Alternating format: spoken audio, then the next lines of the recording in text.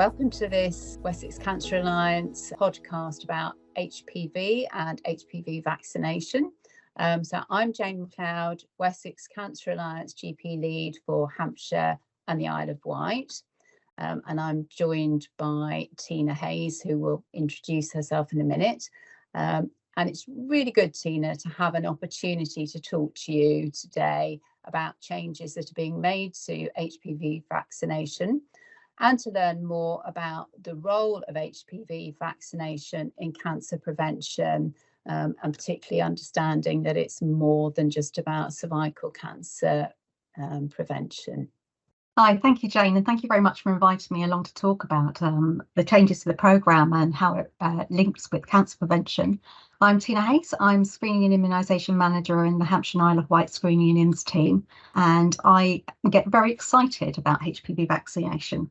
And hopefully we'll be able to excite you as well about the vaccine and the changes that are coming on board. So, Tina, can you just explain a bit about what HPV actually is? So HPV is a name for just a group of viruses which infect the skin, basically any moist membrane mucosa, which will include the cervix, the vagina, vulva, the anus and the lining of the mouth. These can also go on to cause genital warts. It's a very, very common virus, or they're very common viruses. 4 out of 5 people may become infected with at least one of the HPV viruses at some point. And normally we clear them very easily and quickly, but there are certain factors to do with lifestyle which may mean that the HPV virus is more difficult to clear or hangs around for a little bit longer than we particularly would like. One of those risk factors is actually smoking. Those who smoke don't clear the HPV virus very easily. It makes it very difficult for them. The virus isn't routinely tested for because it is so common. And, we just need to be mindful of it when we're looking at our patients and our population group about risk factors relating to transmission and having HPV virus. So why is that so important then? Well, HPV viruses are linked to some of the cancers, particularly anal and cervical cancers. 80% of them are caused by high risk HPV virus, which is type 16 and 18. They've all got numbers rather than names, which makes it a little bit easier. So an infection caused by one of these high-risk HPV types can lay dormant for 20 years, hence the fact that if you don't clear it, it becomes more of a problem and can then progress on to sort of damage to cells, which can lead on to the cancerous changes. Yeah. And so what role does vaccination have then in terms of, cancer? The HPV vaccine, as the name suggests, actually could prevent these cancers in a lot of cases, those cancers caused by the high risk type HPVs viruses. And that's why we have it as part of the programme, and we're linking it into the cancer prevention strategy, because this vaccine, the HPV vaccine, is really effective. Preventing cancer by vaccination is preferable to trying to cure it once you've got it. And this is a really sort of what seems to be a sort of a easy way to bring down cancer rates, particularly cervical cancers, but we're also looking at other cancers caused by high-risk HPV types as well. Yeah, so important, isn't it? And really great to hear that the World Health Organization has a campaign, doesn't it, to try to eliminate cervical cancer by 2030 through a combination of HPV vaccination and cervical screening, which is That's right. Really exciting prospect, isn't it? And that's one of the things we don't want to lose sight of, though, is despite we're going for the use of the vaccine in prevention of cancers, it's still really important that women and those with a cervix come forward for screening when they're called, because this is our chance and our opportunity to check that they are HPV virus free, and if they're not, to have a look at those cells to see if any changes have started to be made and get that early treatment in to prevent the cancer happening in the first place. They go hand in hand, the vaccination strategy and the cervical screening programme. Absolutely.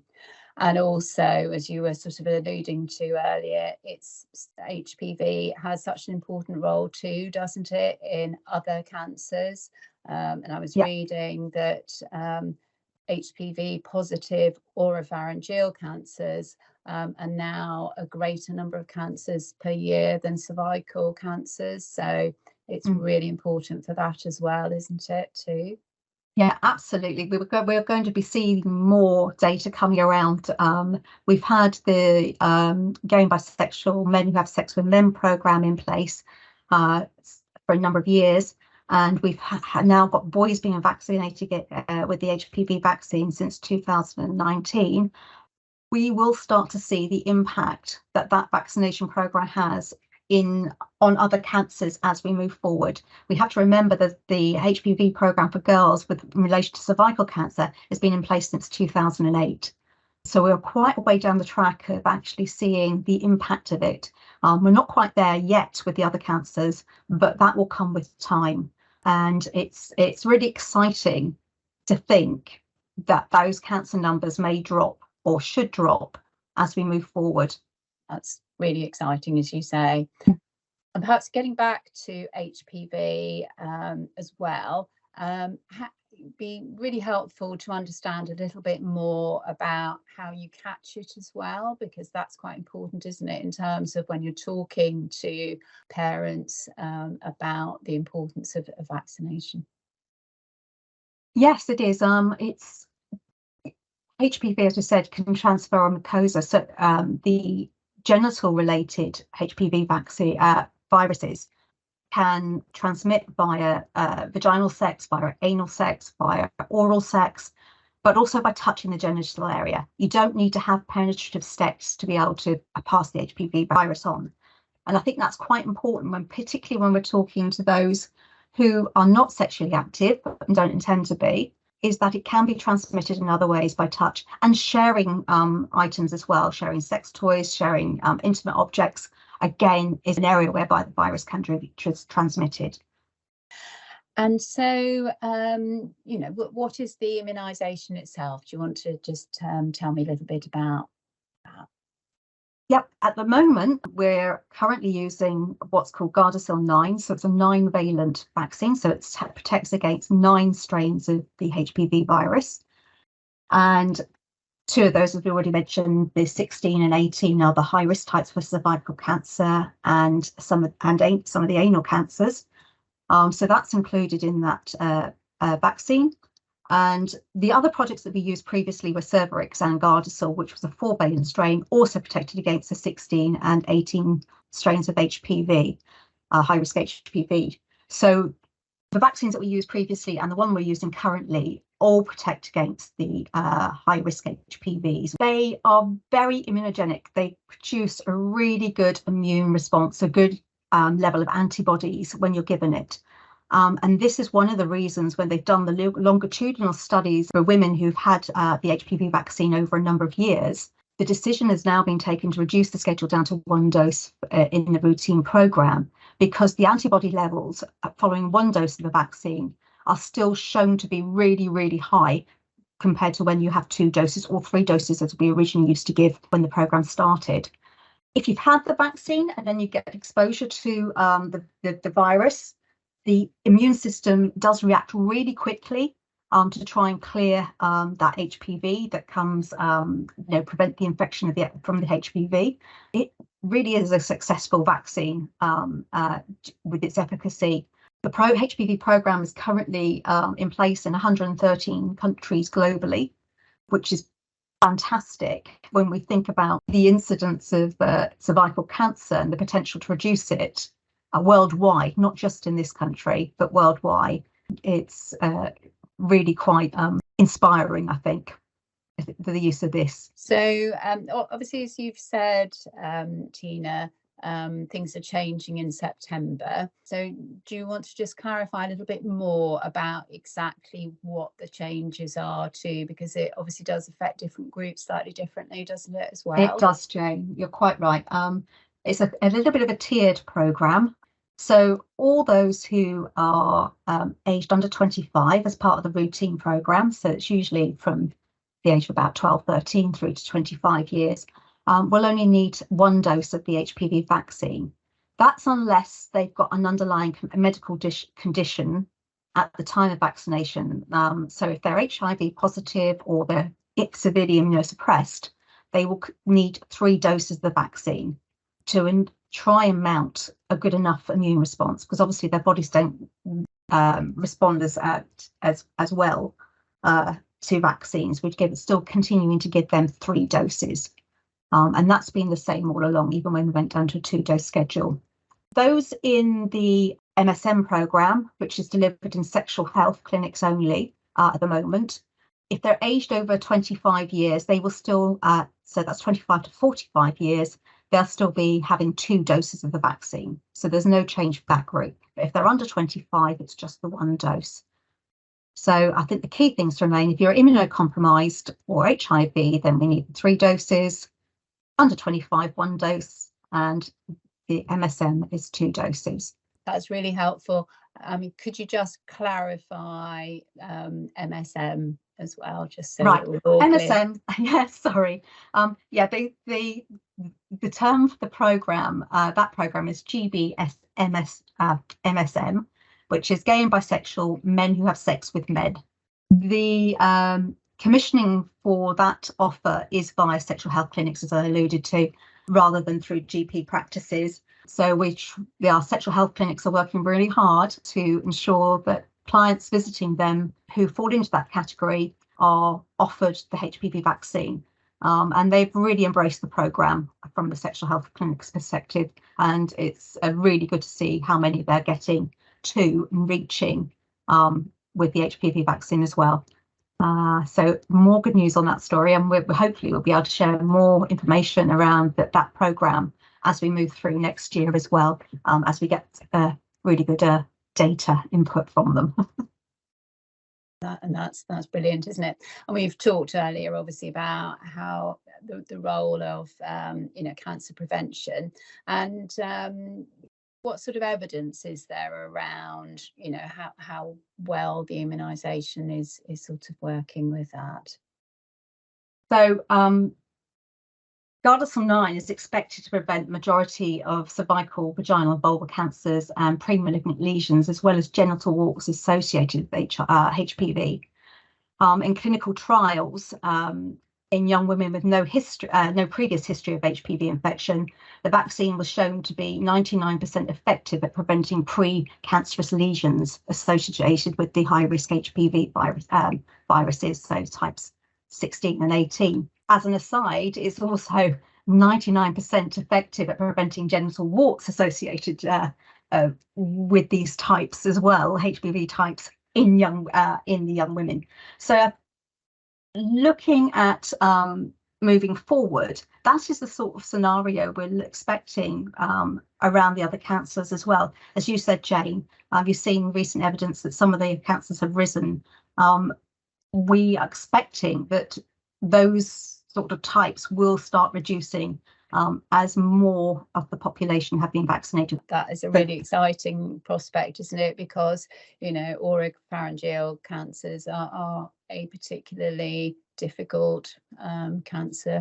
So. And various causes as well, because it's not just HPV virus, is it? With some of those, it's other lifestyle factors as well. So I think the data on that will be really interesting as it starts to come through. But I personally don't have access to any of that information at the moment. I haven't seen anything, but certainly worth keeping an eye out for as we go forward. Definitely. So it would be good to just clarify as well, exactly who needs the vaccination and when. I know you've already mentioned certain groups, but it would be good to have that, clear.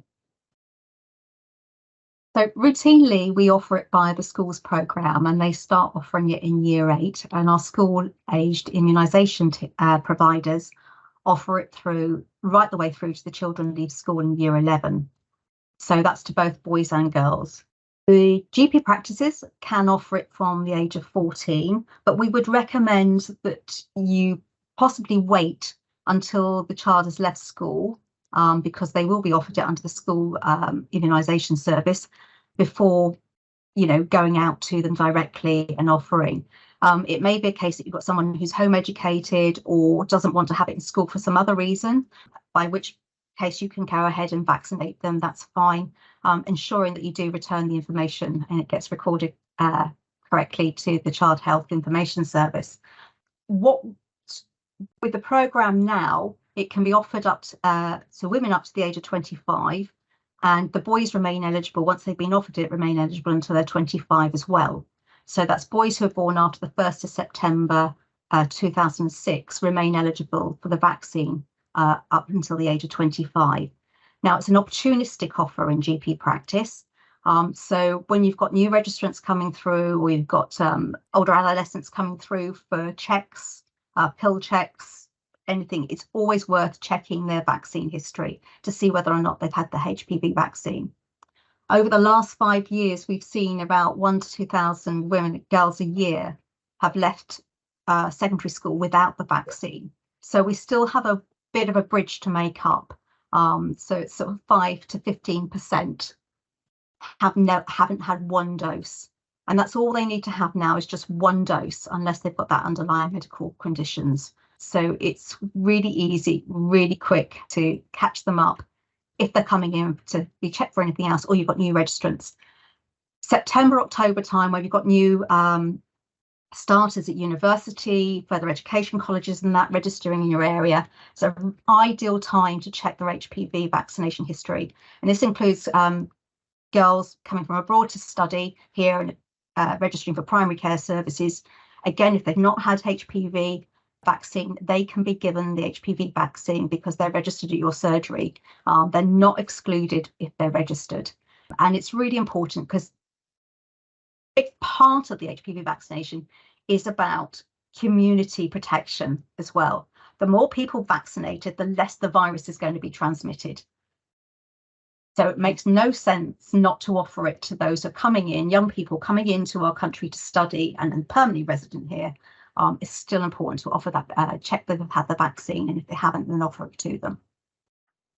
And that's really clear and helpful. And are you able just to reiterate the immunisation programme for men who have sex with men, that group? So the Men Who Have Sex with Men programme, they can be offered in sexual health clinics from the age of 15, though we're anticipating now, because the routine programme has been for boys since 2019, the first cohort of boys who actually had the vaccine offered routinely are now in year 12, 13, I think it is.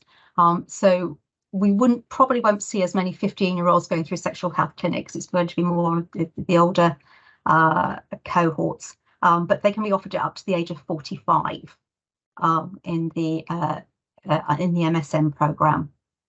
Yeah. And so that will be via sexual health clinics if anybody wants to go via that.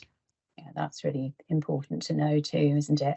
Mm. And are there any other groups who can access HPV vaccination other than the ones that you've mentioned, if a specialist talks about it?